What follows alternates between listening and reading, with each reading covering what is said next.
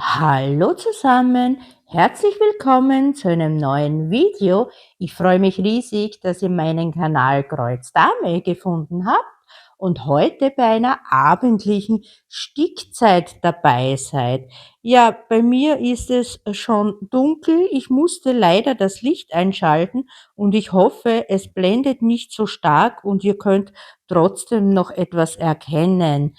Ja, heute zur 45. Ausgabe der Stickzeit möchte ich euch am Fairy Lighthouse mitnehmen. Das Fairy Lighthouse habe ich im Rahmen einer Kooperation mit dem Shop Five Stitch erhalten.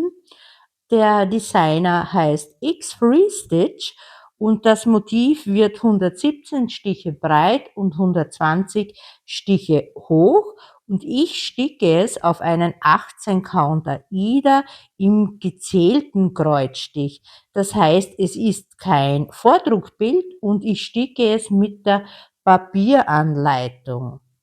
Das Motiv hat 35 Farben, aber nur 2 Mischfarben. Gestartet habe ich das Projekt im Mai dieses Jahres und ja, seitdem ist eigentlich nichts dazugekommen und ich zeige euch jetzt, wie weit ich im Mai gekommen bin. Und das sieht jetzt so aus. Und ja, wie ihr sehen könnt, habe ich in der Mitte begonnen. Also hier am kleinen Häuschen habe ich hier im Bereich des Daches gestickt und auch des Dachgiebels. Und ich denke, dort werden wir dann auch weiter sticken, also eventuell hier links am Dach oder auch noch im Bereich des Dachgiebels. Ja, das überlege ich mir noch. Und ja, dann denke ich, wir können auch schon starten. Ich werde alles vorbereiten und wir sehen uns dann in der Nahansicht wieder. Bis gleich. Da bin ich auch schon wieder zurück, jetzt in der Nahansicht. Ich hoffe, ihr könnt alles gut erkennen. Ja, wie gesagt, bei mir ist es schon Abend. Leider habe ich es nicht früher geschafft, ein Video zu drehen. Und ja, daher ist das Licht natürlich nicht so besonders. Aber ich denke, ihr könnt trotzdem ein bisschen mitschauen, aber die meisten von euch werden ja selbst an ihren Projekten arbeiten, also sticken, häkeln, stricken oder was auch immer und nur ein bisschen zuhören. Und ja, ich denke, wir legen dann auch schon los. Und zwar, ich habe mir jetzt nochmal die Papiervorlage angeschaut. Wir werden hier in diesem Bereich weiter sticken. Also links vom Häuschen, also auf der linken Seite des Daches werden wir weiter sticken. Und ich habe mir das Symbol W rausgesucht. Und jetzt fehlt mir aber die äh, Anleitung, also die Legende. Einen Moment, ich bin gleich wieder da. So, ich habe mir jetzt die Legende geholt und ich zeige euch, wo wir sticken werden. Und ihr seht, die Nummer 33 ist der Buchstabe W und das ist die Farbennummer 920. Ja, das Motiv hat eigentlich fast nur volles Kreuz. Hier gibt es eine Nummer, die Nummer 24 mit halbem Kreuz. Und ja, es gibt dann auch noch Backstitches, wie ihr sehen könnt, aber der Rest ist alles volles Kreuz. Und ich habe hier die tollen Plastikgarnkarten. Ich zeige euch die ganz kurz auch. Und zwar hier in Gelb. Und hier habe ich mir auch noch die Nummern der Mischfarben aufgeschrieben. Das heißt, wenn ich einen Restfaden habe, dann kommt der hier rein. Ja, was haben wir gesagt? Farbennummer 920 ist ein, ja, Orange-Braunton.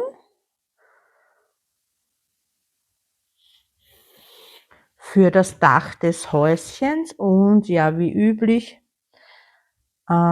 zweifädig. Ich sticke ja auf 18 Count und da kann ich ja auch idealerweise wieder mit dem Loop Start starten.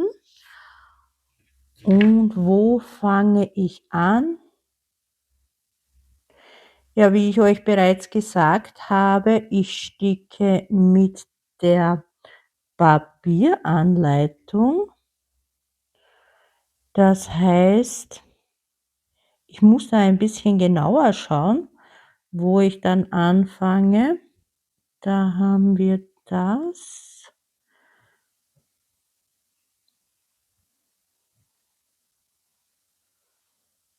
Ja, ich fange hier an.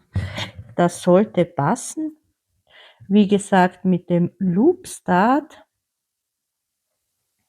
funktioniert das einwandfrei. Ja, heute, wie gesagt, leider eine abendliche Stickzeit. Ihr seht das Video aber wie gewohnt ab 8 Uhr, also dienstags ab 8 Uhr. Bei mir ist es jetzt montags abends und ihr seht das Video am Dienstag, also im regelmäßigen Rhythmus.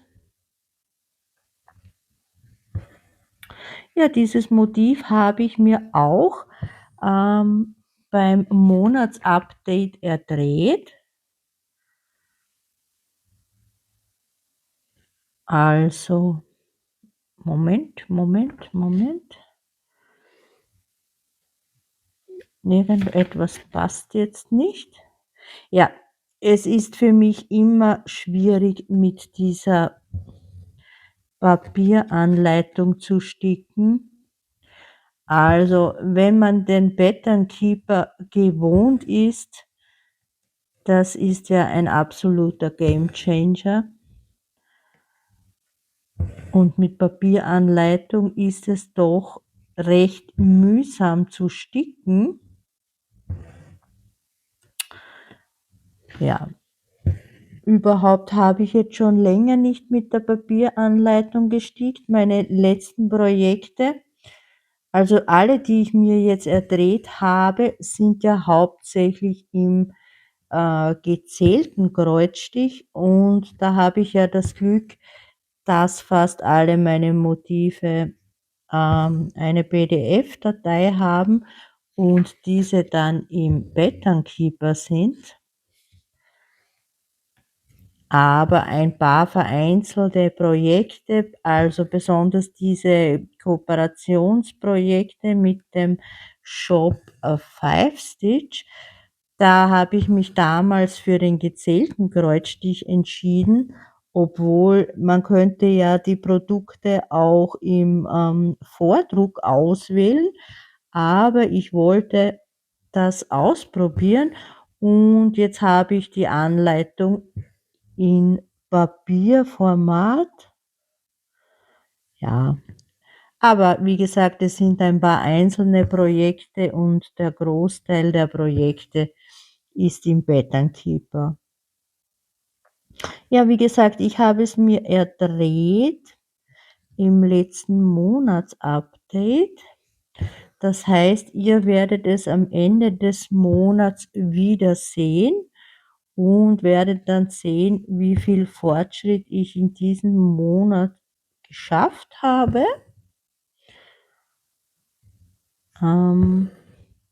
Aktuell bin ich recht gut. Moment, ich muss noch mal schauen.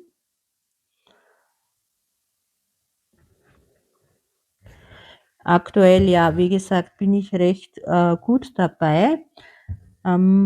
Ich habe schon fast alle Projekte gestickt, zumindest ein bisschen daran gestickt. Von den 8 erspielten Projekten fehlen mir, glaube ich, nur noch 2, an denen ich nicht gestickt habe. Aber ja, wir haben ja noch nicht einmal die Hälfte des Monats erreicht, also von daher ist noch genug Zeit, auch die restlichen Projekte zu sticken. Und auch an diesem Projekt hier, an den Fairy Lighthouse. Ich finde das ja sehr, sehr schön. Das Motiv möchte ich jetzt schon ein bisschen Fortschritt schaffen.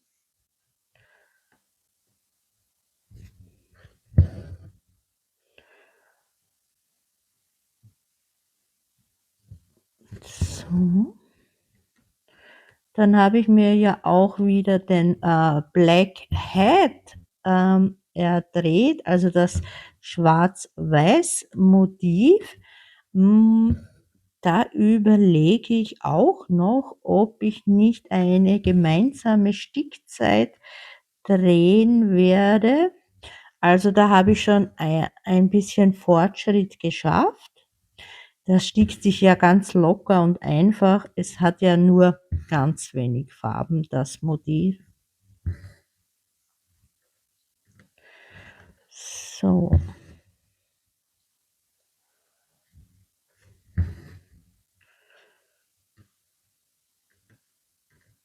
also hier kann man schon erkennen, also falls ihr schaut, hier habe ich tatsächlich schon gestickt und schon aufgetrennt, wie man sehen kann, hier die dunklen Flächen.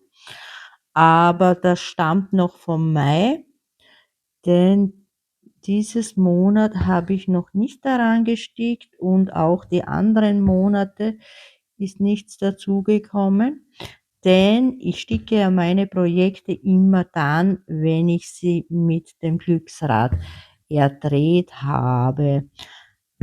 Die Ausnahme ist, wie gesagt,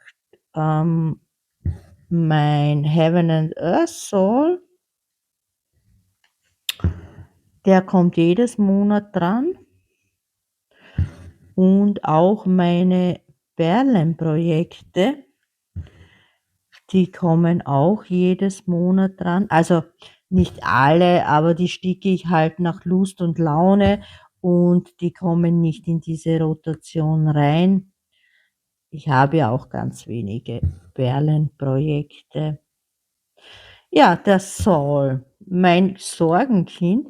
Aktuell habe ich ja mittlerweile die 60% geknackt, ähm, aber ich bin trotzdem immer noch im Rückstand. Darum mache ich mir tatsächlich schon jetzt Sorgen, obwohl wir erst August haben, ob ich es auch wirklich schaffe, den Saul zu beenden.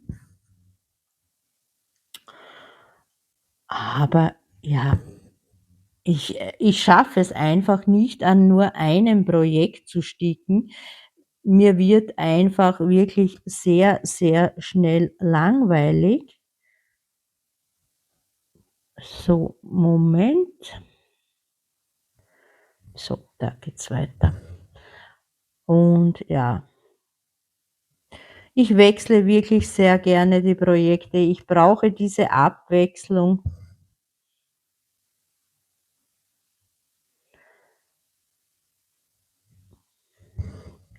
Also diese Anleitung ist nicht einfach zu lesen, muss ich euch sagen.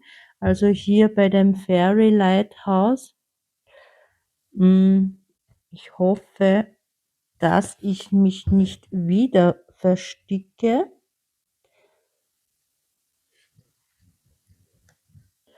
Ich zeige euch mal ganz kurz die Anleitung, dass ihr mal seht, wie das ungefähr aussieht. Und also das ist jetzt nur ein Teil der Anleitung. Also ihr seht, ja, nicht einfach zu lesen. Es sind ja auch noch die Backstitches eingezeichnet und da gibt's ja auch eine Menge und ja, sehr, sehr viele Symbole, sehr viel Farbwechsel. Ja, also hoffe ich, wie gesagt, dass ich mich nicht wieder versticke und wieder auftrennen muss.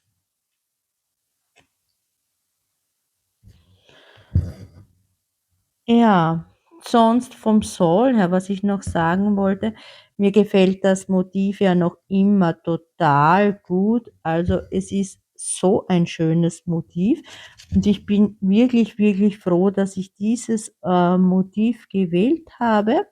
Also, das habe ich nicht bereut, diese Wahl.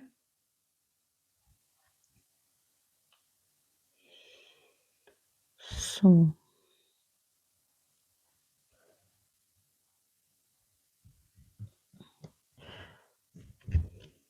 wo geht's da weiter?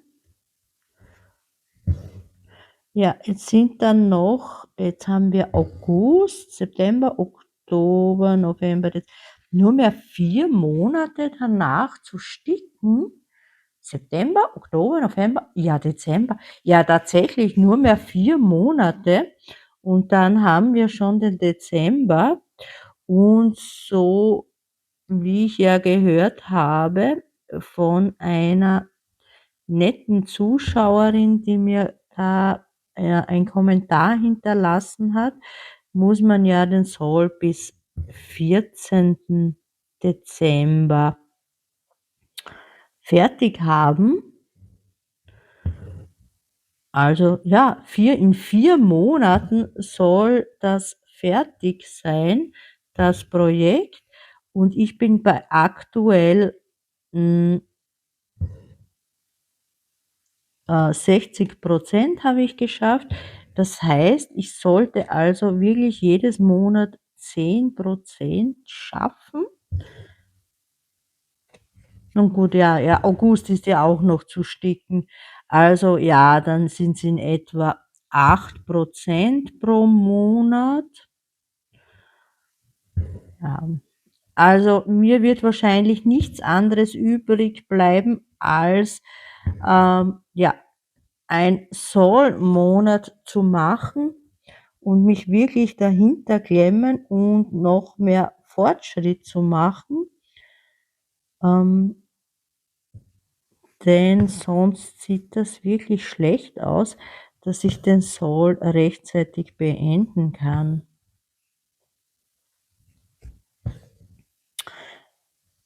Dabei dachte ich wirklich, dass ich eigentlich gut dabei bin mit meinen 60%, aber ja.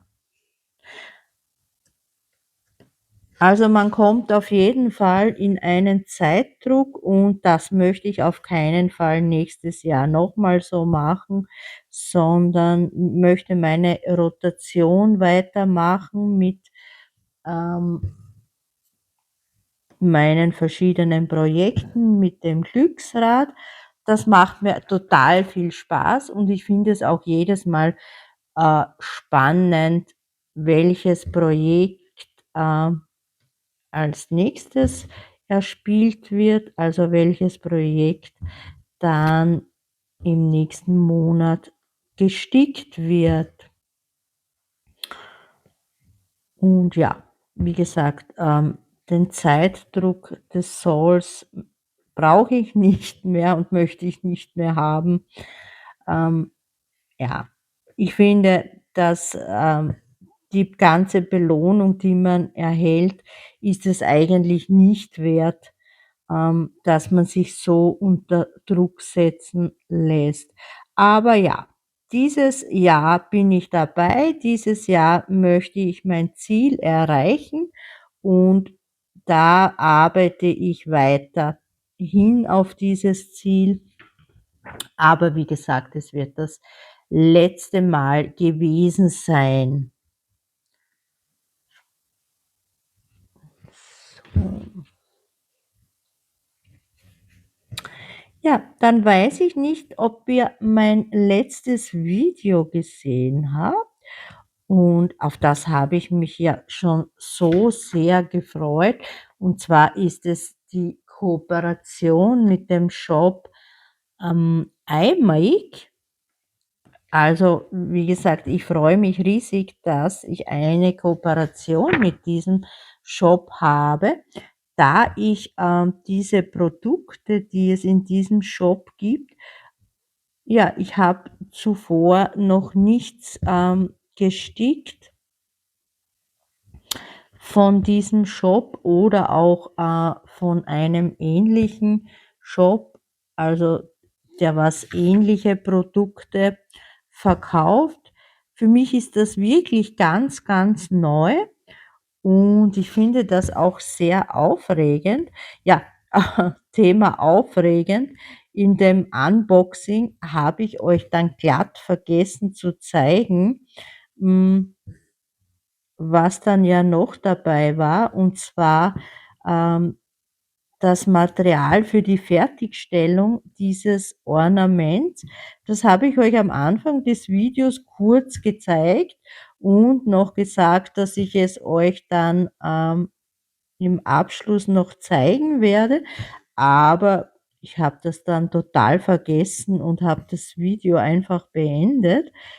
Also, da ist ja dann noch, Füllmaterial dabei, so eine Art, Schaumstoff.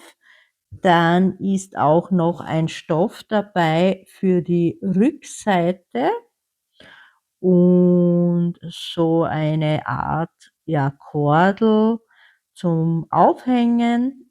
Es wird ja ein Ornament und eine Schleife, ich glaube aus Samt, ist dann auch noch dabei. Schade, ja, habe ich vergessen zu zeigen. Ich weiß nicht, ob es euch aufgefallen ist, aber ja.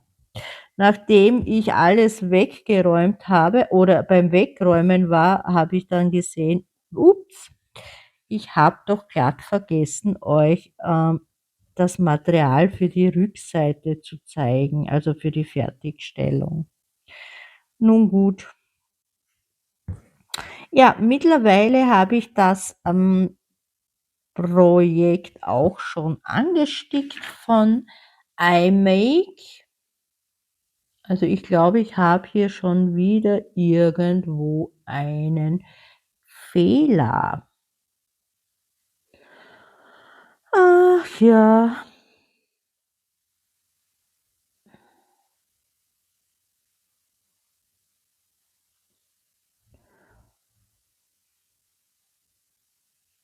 aber ich glaube, das ist eher hier dieser dunkelbraune Ton.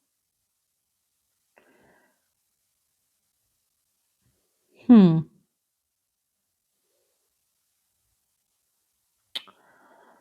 ja, meine Lieben, es schaut momentan hier nicht gut aus, da ich nicht weiß, wo der Fehler liegt.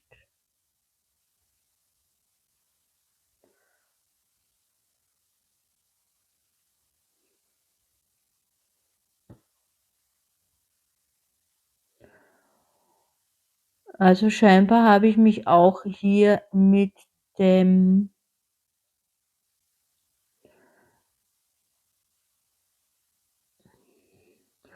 also, diese Stiche dürften stimmen, aber diese dunkelbraunen Stiche dürften irgendwo ein Fehler sein.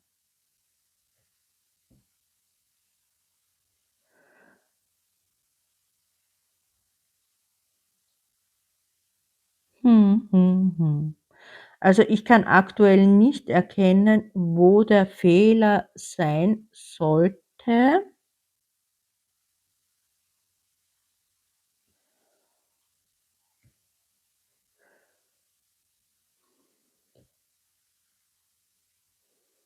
Ah ja, ich glaube, ich habe den Fehler entdeckt. Und zwar bereits hier oben, also bereits hier in diesem Bereich, habe ich mich tatsächlich mit diesem dunkelbraunen Ton verstickt.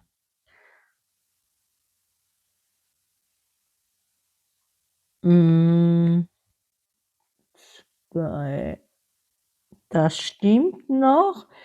Diese 2 stimmen auch noch, aber das ist falsch und das zieht sich dann hier nach unten. Das heißt, das ganze Dunkelbraun muss ich alles noch mal rausnehmen. Okay, ja. Das heißt, ich habe mich hier um irgendwo ein Kästchen verstickt, aber dieser Ton, diese 920, die ich jetzt sticke, die stimmt und da werde ich jetzt auch weiter sticken.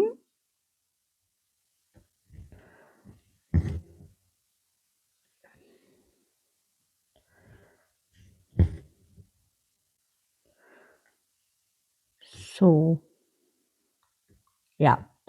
Also dieser Ton stimmt und das sollte mich nicht stören, dass ich mich da verstickt habe. Ja, ärgerlich. Aber ja, sowas passiert mir, wenn ich mit der Papieranleitung sticke. Leider.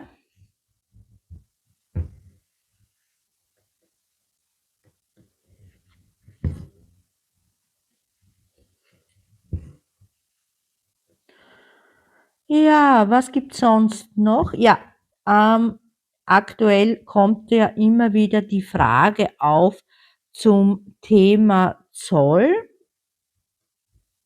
und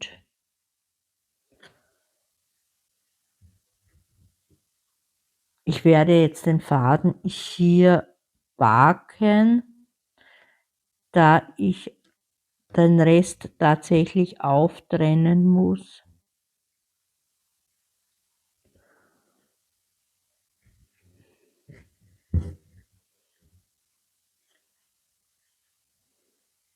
Ja, ich werde den Faden hier backen. Ich glaube, wir werden hier eher an der anderen Seite weiter sticken, eventuell hier.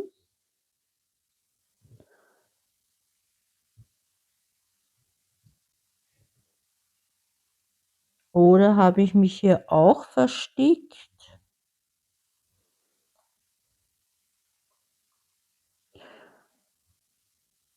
Nein, auf dieser Seite passt es. Das heißt, wir werden mit dem hellblauen schrägen Strich weitermachen und das ist die Farbe 23 und die Farbennummer 729.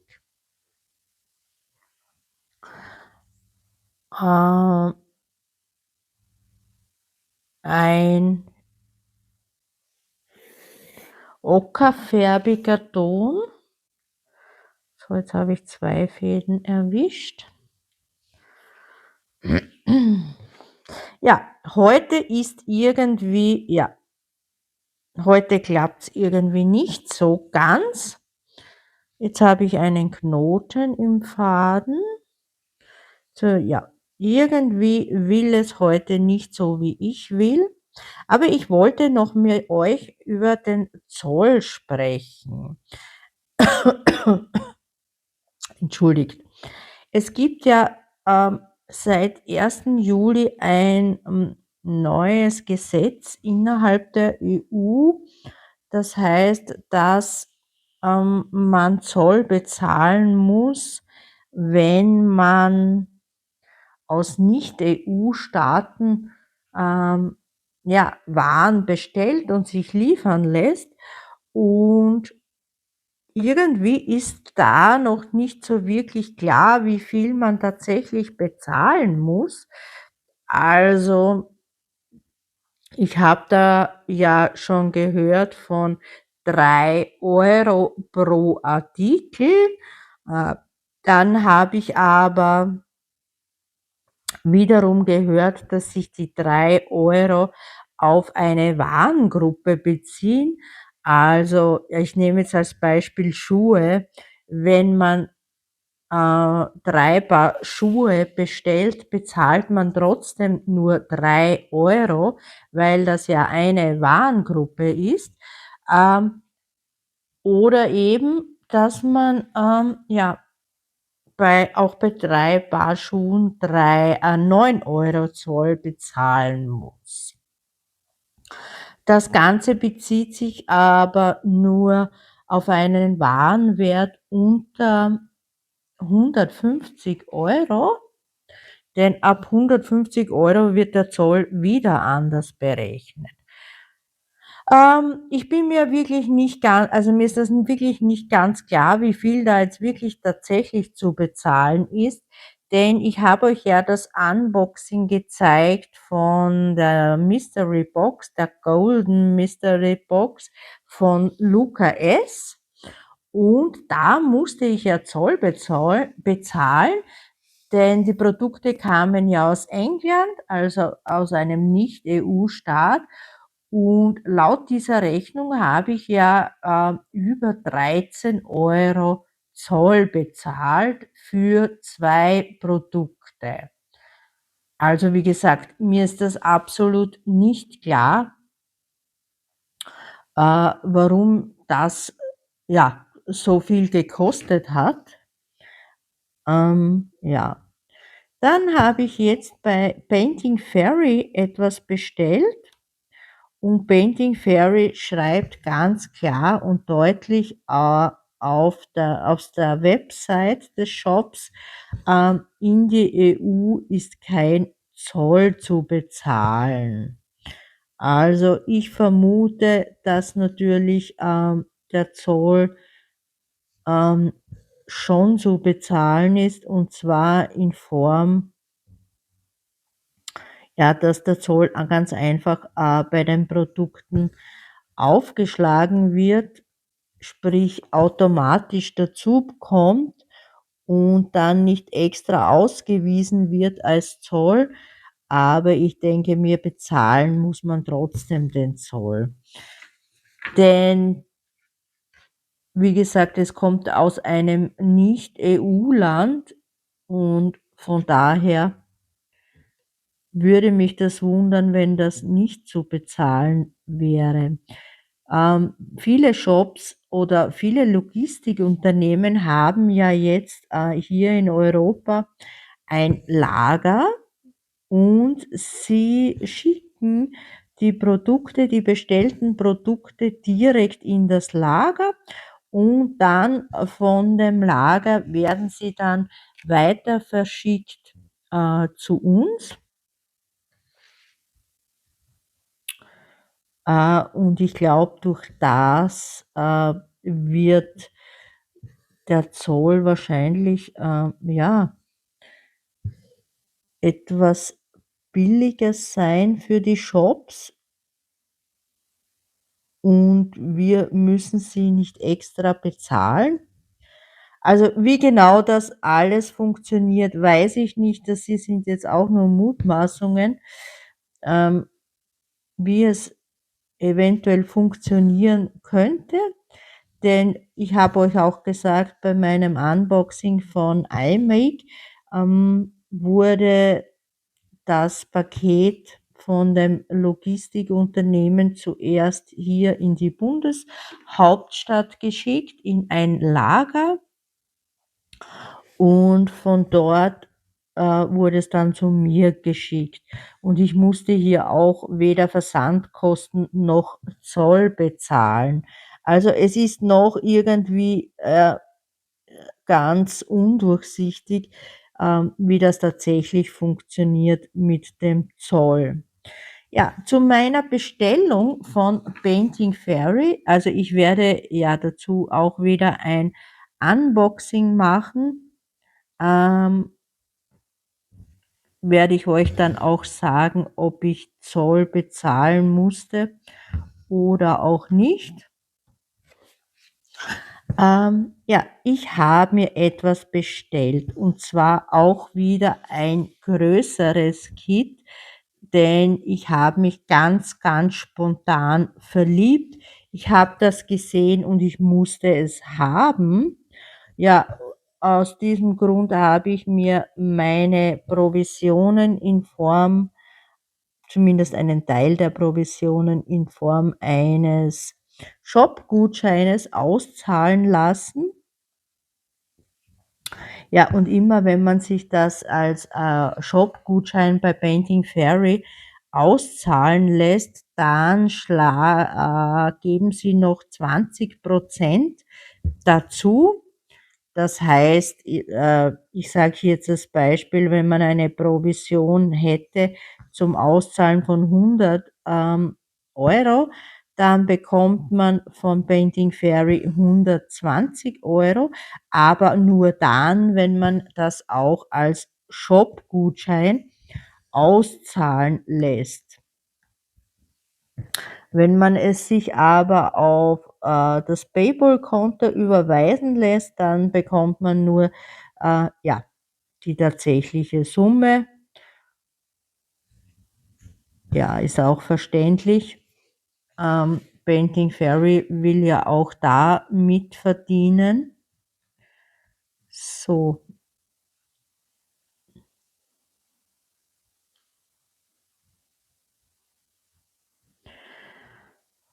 So, ja, das schaut noch richtig aus, oder nicht? 2.